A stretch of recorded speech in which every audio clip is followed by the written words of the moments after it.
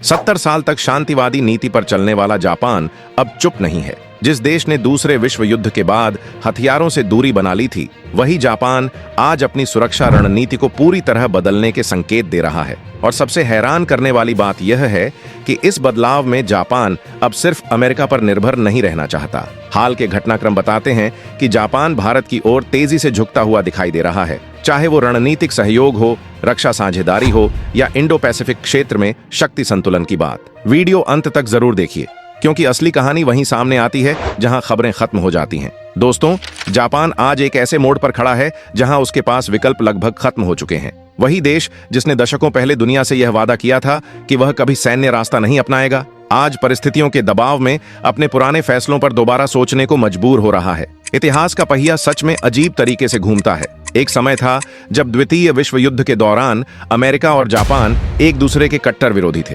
Pearl Harbor की घटना और उसके बाद हुई त्रासदी ने पूरी दुनिया की दिशा बदल दी, लेकिन समय के साथ दुश्मनी साझेदारी में बदल गई।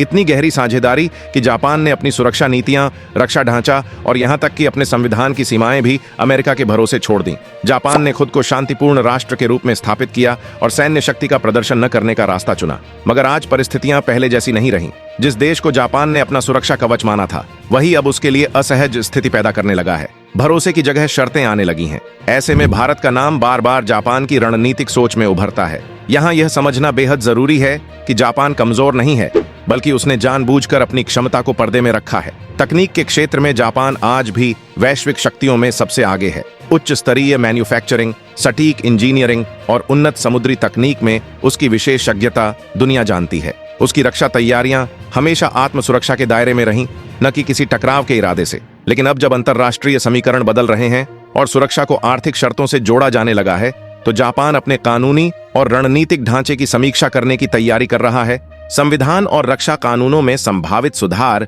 इसी दिशा की ओर इशारा करते हैं कि अब जापान अपनी सुरक्षा की जिम्मेदारी दूसरों पर नहीं, खुद पर रखना चाहता है। अब जापान अपने रक्षा ढांचे से जुड़े कानूनों में ऐसे बदलाव की दिशा में आगे बढ़ रहा है जिनमें हथियारों का आयात निर्यात, ऑपरेशनल नियम और सैन्य उपयोग से जुड़े प्रावधान शामिल हैं। इन सुधारों का उद्देश्य सिर्फ अपनी सुरक्षा क्षमता को आधुनिक बनाना है, न कि किसी टकराव की राह चुनना। एक अहम बात यहां समझनी जरूरी है कि जापान यह बदलाव अकेले खड़े होने के लिए नहीं कर रहा। असली सोच यह है कि भारत जैसे भरोसेमंद और स्थिर साझेदार देशों के साथ रक्षा सहयोग को एक नए स्तर पर ले जाया जाए। अब तक जापान की रणनीतिक खिड़कियां लगभग पूरी तरह अमेरिका की ओर खुली थीं, लेकिन बदलते वैश्विक हालात में जापान ने यह महसूस किया है कि सुरक्षा केवल एक ही देश पर निर्भर होकर स्थायी नहीं हो सकती। इसी सोच के तहत जापान ने पहली बार चीन को लेकर अपनी रणनीतिक योजना को सार्वजनिक रूप से परिभाषित किया और मल्टी डोमेन इंटीग्रेशन (MDI) की अवधारणा को सामने रखा।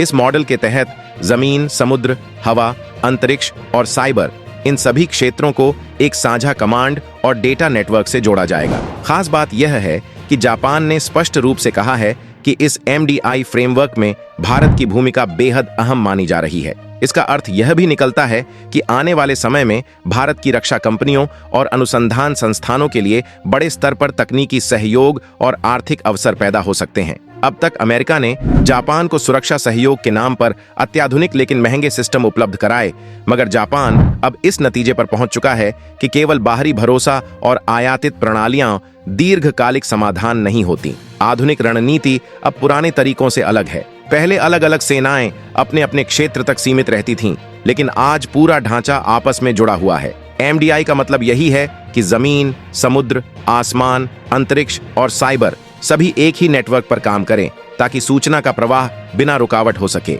उदाहरण के तौर पर, अगर अंतरिक्ष से कोई गतिविधि दर्ज होती है, तो वह जानकारी सीधे समुद्री प्लेटफॉर्म तक पहुंच सके, और अगर किसी सेंसर को संकेत मिलता है तो पूरी प्रणाली तुरंत उसे साझा कर सके।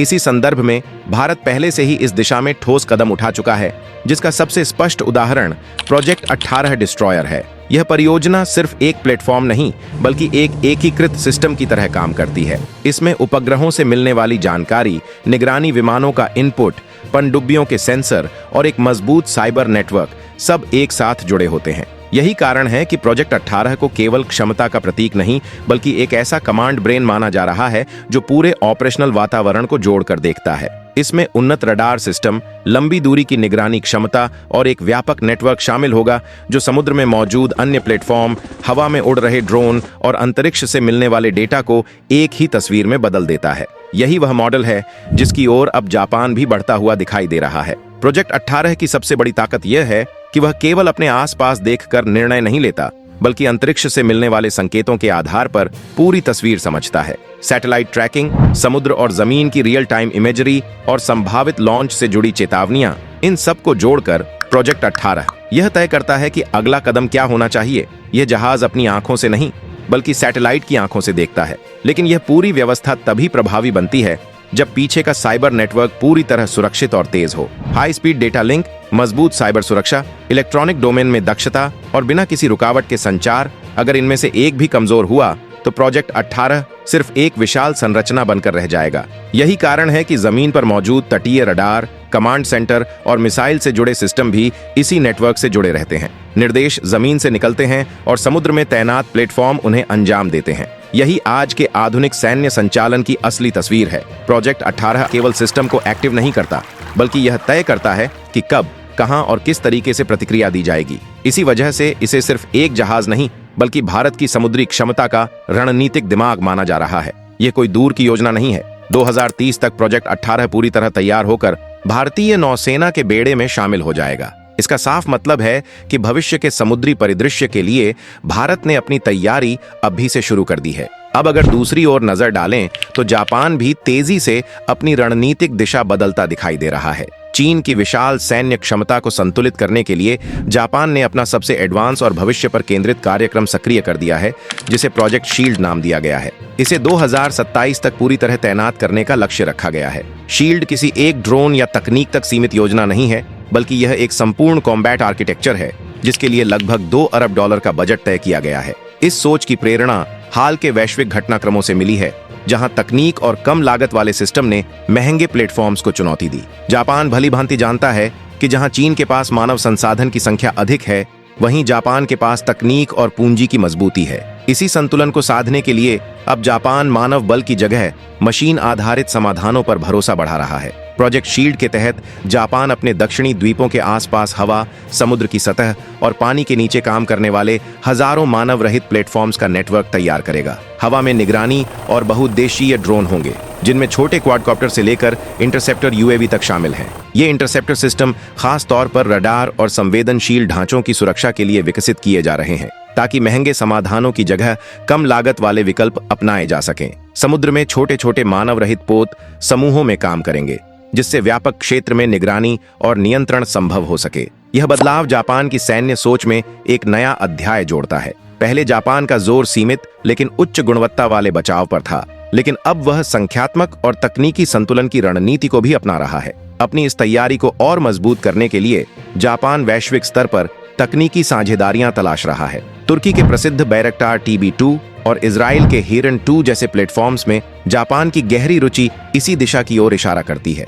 खुद जापानी रक्षा मंत्री नाकातानी ने तुर्की जाकर TB2 को लेकर चर्चा की थी, क्योंकि जापान जानता है कि निरंतर निगरानी और सूचना आधारित निर्णय भविष्य की रणनीति की रीढ़ होंगे और इस क्षेत्र में ये प्रणालियां बेहद प्रभावी मानी जाती हैं। कुल मिलाकर अब जापान इस नतीजे पर पहुंच चुका है कि केवल शांति की इच्छा से शांति कायम नहीं रहती। बदलती दुनिया में स्थिरता बनाए रखने के लिए उसे आधुनिकतम सुरक्षा तरीकों को अपनाना ही होगा। यह स्वीकारोक्ति अपने आप में एक बड़ा बदलाव है। दिलचस्प बात यह है कि आज दुनिया में एक ऐसा देश है जिसने तकनीकी क्षमताओं की दौड़ में अमेरिका को भी पीछे छोड़ दिया है, और वह देश कोई और नहीं बल्कि जापान है। जिस रेलगन तकनीक पर अमेरिकी नौसेना ने लगभग 2 दशक काम किया, करीब $500 मिलियन खर्च किए और अंततः 2021 में उसे रोकना पड़ा, उसी तकनीक को जापान ने न सिर्फ सफलतापूर्वक विकसित किया बल्कि अपने समुद्री प्लेटफॉर्म से उसका परीक्षण भी कर दिखाया।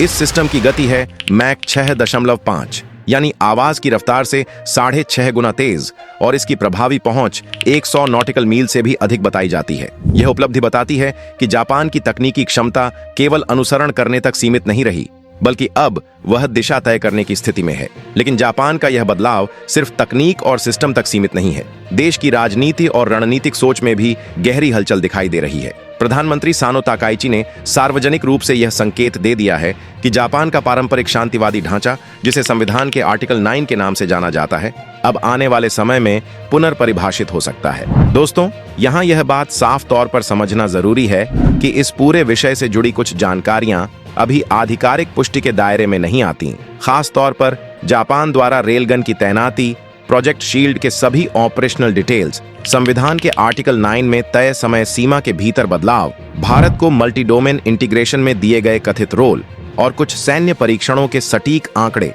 इन सभी बिंदुओं पर अभी तक जापान सरकार या किसी अंतर्राष्ट्रीय आधिकारिक संस्था की तरफ से स्पष्ट और लिखित पुष्टि सामने नहीं आई है। दोस्तों, अगर यह वीडियो आपको सोचने पर मजबूर करता है, अगर इसमें दी गई जानकारी ने आपको कुछ नया समझने का मौका दिया है, और अगर आपको लगता है कि ऐसे मुद्दों पर बिना डर और बिना दबाव के बात होनी चाहिए, तो इस वीडियो को लाइक, शेयर और हमारे चैनल को सब्सक्राइब करें। अगले वीडियो में फिर मिलेंगे एक और बड़ी और जमीनी सच्चाई के साथ।